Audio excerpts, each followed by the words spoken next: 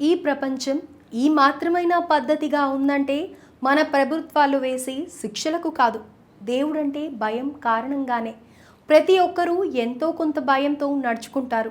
ఎదుటివాడు మోసం చేసినా వాడికి కూడా ఆ దేవుడు ఏదో ఒకరోజు శిక్ష వేస్తాడంటాం. మన నేతలు కూడా అతిగా మోసం చేసినా మనల్ని పట్టించుకోకపోయినా జనం పాపం తగిలి కుక్క చావు చేస్తాడంటాం.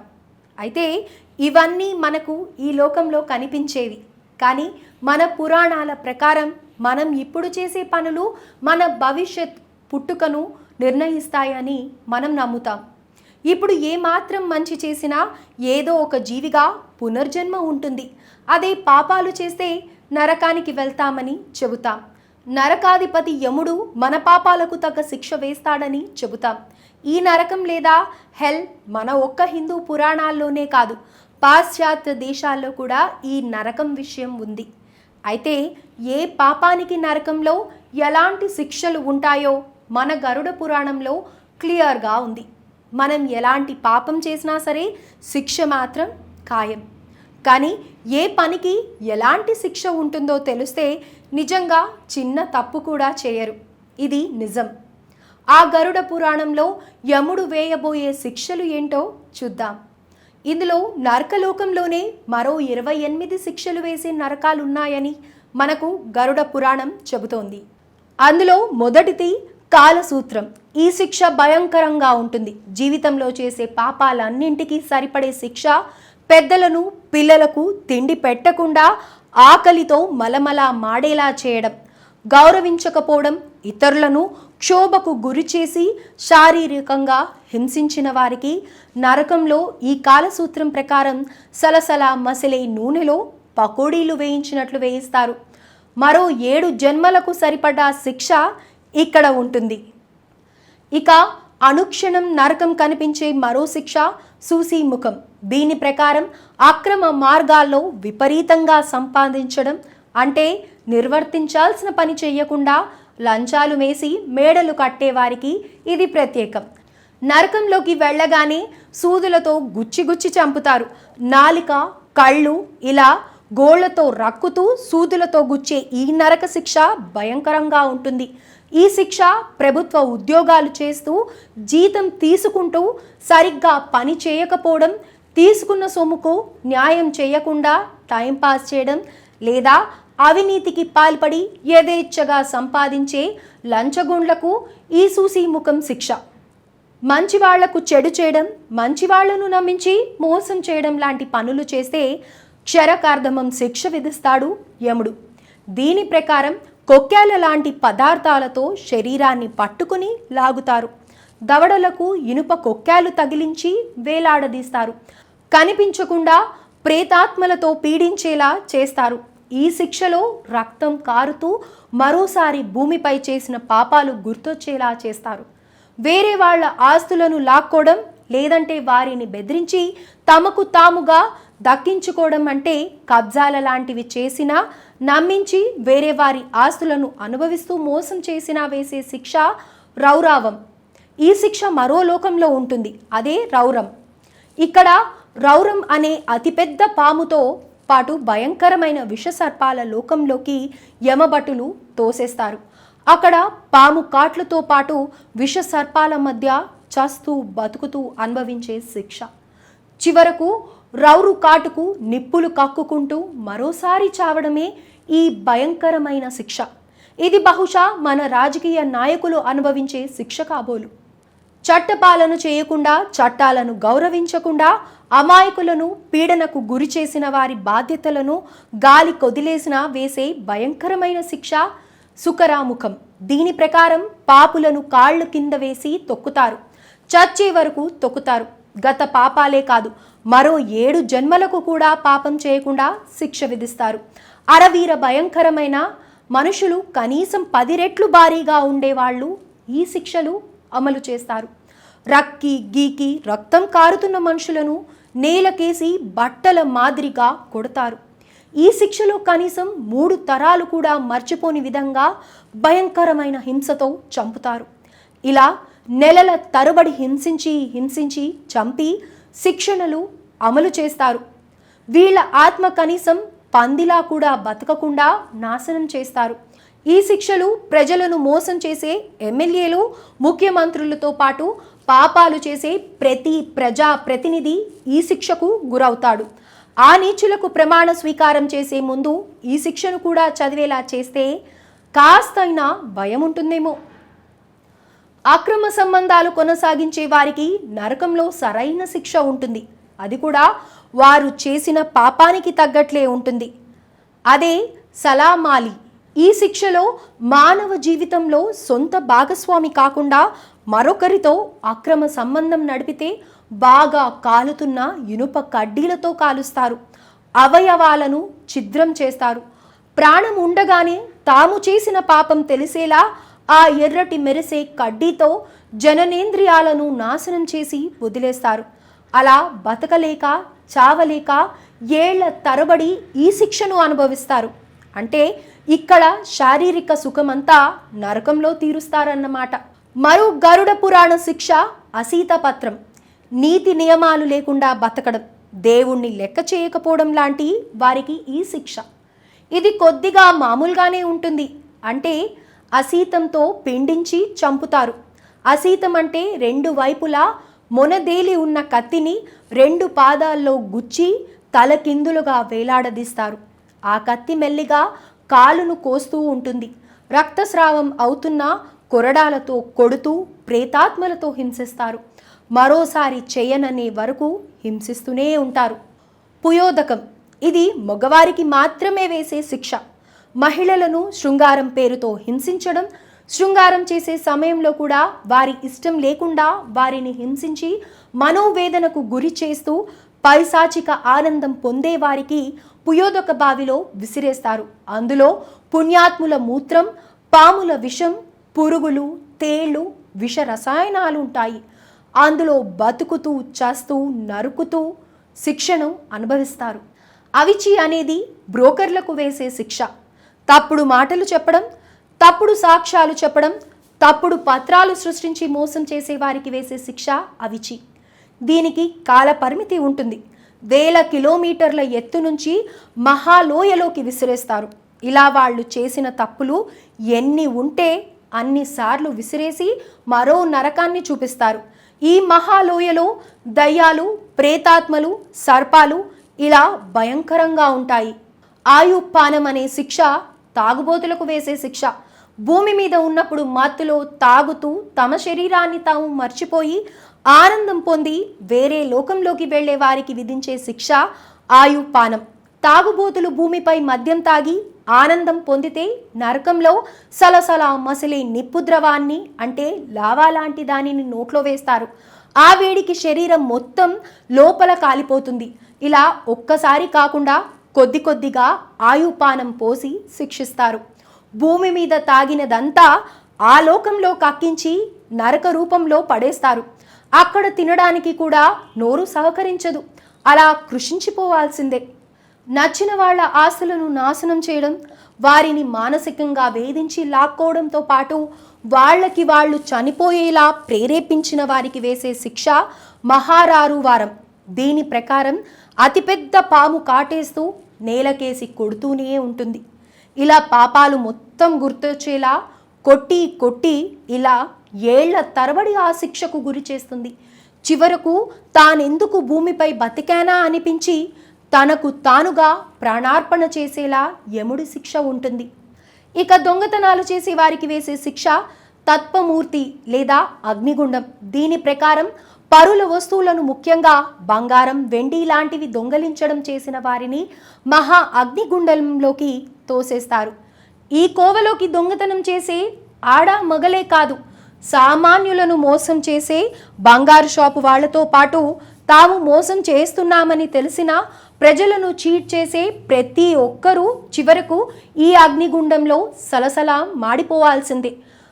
అంటే ఆ నిప్పుల కొలిమిలో మరణం ఉండదు, ప్రాణాలతో ఉంటూనే నరకాన్ని చూస్తారు. ఇక వడ్డీల పేరుతో, తనఖా పేరుతో మోసం చేసి ఆస్తులను, బంగారు ఆభరణాలను లాక్కునే వారికి వేసే శిక్ష తమీస్రారం. దీని ప్రకారం గొలుసులతో కడ్డీలకు కట్టివేస్తారు. వారి మీదుగా మనుషులు జంతువులు తొక్కుకుంటూ వెళ్తాయి. ఎండకు ఎండి వానకు తడిసి నరకాన్ని చూపించడమే ఈ శిక్ష. అంటే దారిలో గొలుసులతో పడుకోబెడతారు. వారి మీదగానే కొత్తగా వచ్చిన పాపులతో పాటు శిక్షను అమలు చేసే వాళ్ళు కూడా తొక్కుతూనే వెళ్తూ ఉంటారు. వారిపై గుర్రాల నుంచి భూమిపై ఉండే ప్రతి జంతువు నలిపేస్తుంది. అలా వాళ్ళు చేసిన శిక్షకు అనుగుణంగా కాలం నిర్ణయిస్తారు. ప్రాణానికి ప్రాణంగా ప్రేమించి కొంతకాలం జీవించి ఆ తరువాత అక్రమ సంబంధాలు నెరపడం, ముఖ్యంగా స్నేహితుల భార్యలతో, భర్తలతో, భార్య స్నేహితులతో, భర్త సన్నిహితులతో ఇలా అక్రమ సంబంధాలు నేర్పి శారీరక సుఖం కోరుకునే, అంటే నమ్మించి మోసం చేసేవారి కను గుడ్లు పీకి చిత్రహింసలకు గురి చేసే శిక్ష అంధతంత్రాసం. దీని ఇక ప్రకృతి సిద్ధ కార్యకలాపాలు చేసేవారికి, దానితో పాటు రేపులు చేసేవారికి వేసే శిక్ష వజ్రకంఠ కాసలి. దీని ప్రకారం మొనతేలి ఉన్న సూదులు కాలుతున్న చువ్వల మీద పొర్లిస్తారు, వాటి మీదకు విసిరేస్తారు. వాటిని గట్టిగా పట్టుకోవాలని, లేదంటే వాళ్ళు మొనదేలి ఉన్నట్టు వాటిని శరీరంతో పొడిచి నేలపై రుద్ది రుద్ది హింసకు గురి చేస్తారు. రేపులు చేసే వారికి పైన దేవుడు వేసే శిక్ష. ఈ శిక్షకు కాలపరిధి లేదు. అలా నరకంలో ఆత్మ నశించే వరకు కొన్నేళ్ల పాటు ఈ శిక్ష కొనసాగుతుంది. ధనికులు పేదలకు సాయం చేయకుండా వారితో పని చేయించుకొని సరైన సమయంలో ఆదుకోకుండా చేసేవారికి యమభటులు ఇనుప బల్లాలతో గుచ్చి తలకిందులుగా వేలాడదీసి వారి పాపకాలాన్ని అనుసరించి నేలకేసి బాదుతూనే ఉంటారు. డబ్బుండగానే కాదు, పేదలకు కూడా సాయం చేయాలి. గత జన్మలో ఎంతో కొంత మంచి పని చేస్తే వచ్చిన సొమ్ముతో పేదలను ఇబ్బంది పాలు చేస్తే వేసే శీలాశిక్ష ఇది. పరులను పీడించడం, మనుషులను జంతువులా చూస్తూ హింసించే వారిని మనుషులు ఇబ్బంది పడుతున్నా కూడా పట్టించుకొని పాలకులను వేడివేడి మంట మీద కూర్చోబెట్టి సలసలా మసులుతున్న లావా లాంటి ద్రవం నోట్లో పోస్తూ బతికి ఉండగానే రాక్షసుల్లా తినేస్తారు. ఇది కూడా మోసం చేసే నాయకులకే వర్తిస్తుంది.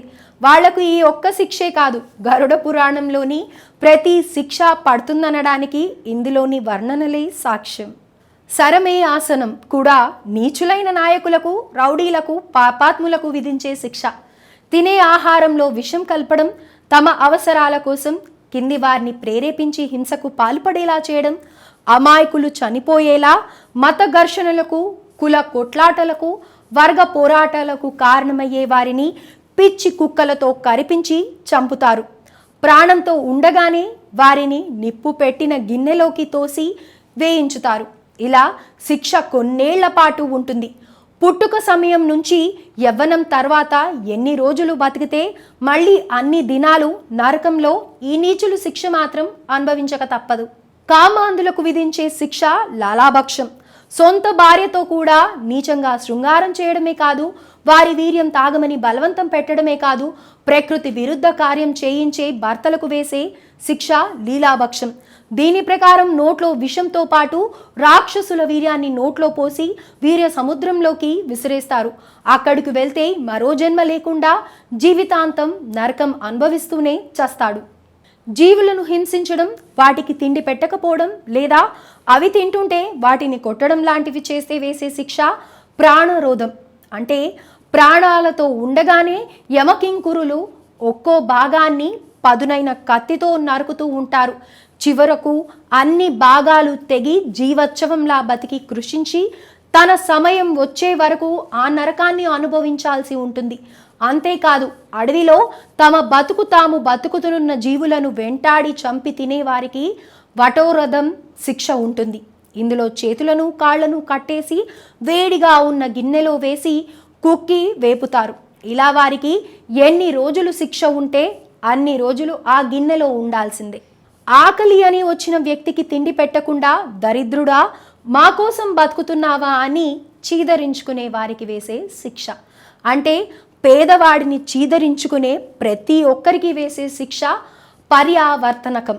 ఇందులో గద్దలు, బోదలు, పెద్ద పెద్ద పక్షులు పొడిచి పొడిచి హింసిస్తాయన్నమాట. ప్రాణాలతో ఉండగానే కనుగుడ్లను పొడుచుకొని తింటాయి. ఇలాంటి ఘోరమైన శిక్ష అనుభవించాల్సి ఉంటుంది. అందుకే సాయం అడిగిన వారికి చేతనైనంత చేయడమే మంచిది. ఇక కుంభీ పాకం. ఇది అపరిచితుడు సినిమాలో హీరో చెప్పే శిక్ష. కానీ వాస్తవానికి ఈ శిక్ష మనుషులను వేధించే వారికి కాదు, సొంత ఆనందం కోసం జంతువులను హింసించే వారికి, అంటే జంతువుల మధ్య పోటీ పెట్టడాలు, జీవులను కాల్చుకొని కోసుకొని తినేవారిని సలసలా మసిలే వేడివేడి నూనెలో వేసి వేయిస్తారు. జంతు బలులు ఇచ్చేవారికి కూడా శిక్ష ఉంది. వాస్తవానికి దేవుడి పేరుతో ఇచ్చి జంతువులను చంపేవారికి వేసే నరకదండన రక్షో భక్షకం. దీని ప్రకారం మనుషులను కట్టేసి జంతువులతో కొరికిపిస్తారు. పాములతో కాటేయించి కుక్కను కొట్టినట్లు కొడతారు. ఇలా తమ పాపానికి తగ్గ శిక్ష అనుభవించక తప్పదు. ఇక హత్యలు చేసేవాళ్ళు, చేయించేవాళ్ళు, చేయడానికి ప్రేరేపించేవారే కాదు, ఆత్మహత్యలను ఎంకరేజ్ చేసేవారికి వేసే భయానక శిక్ష శూలాప్రోతం. ఇందులో శూలానికి కుచ్చుకునేలా పైనుంచి విసిరేసి ఆకలి దాహం వేసి మలమల మసలడమే కాదు, కన్ను మూయకుండా అంటే నిద్ర లేకుండా హింసిస్తారు. వైతరిణి శిక్ష విచిత్రమైనది. బలవంతులు, అధికారం ఉన్నవాళ్ళు ఇతరులను బూతులు తిట్టడం, హింసించడం, వారి గౌరవాన్ని తగ్గించేలా హీనంగా చూసేవారికి వేసే శిక్ష ఇది. అత్యంత కంపు వాసన ఉన్న బావిలోకి తోసేస్తారు.